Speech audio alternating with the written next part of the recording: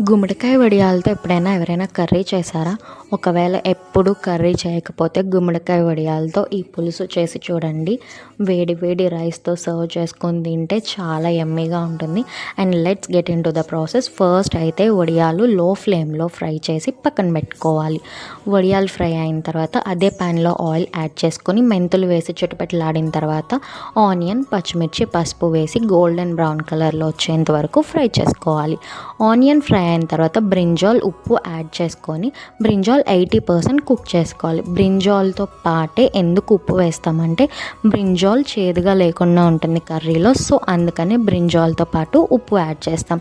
Brinjal 80% cook అయిన తర్వాత tomato కూడా యాడ్ చేసుకొని టమాటో కూడా కుక్ అయ్యేంత వరకు కుక్ చేసుకోవాలి. టమాటో కుక్ అయిన తర్వాత మన టేస్ట్కి సరిపడా కారం యాడ్ చేసుకొని కొంచెం వాటర్ కూడా యాడ్ చేసుకోవాలి.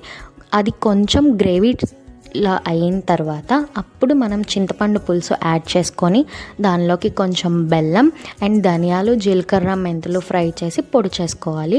ఆ పొడి మనం పులుసులో యాడ్ చేసుకుంటే పులుసు టేస్ట్ చాలా బాగుంటుంది. అండ్ దెన్ పులుసు కుక్ అయ్యేటప్పుడే కొత్తిమీర కూడా వేస్తే పులుసు టేస్ట్ ఇంకా బాగుంటుంది. సో అందుకే పులుసు 80% కుక్ అయిన తర్వాత వడియాలు వేసి అందులో ప్రెస్ చేయాలి.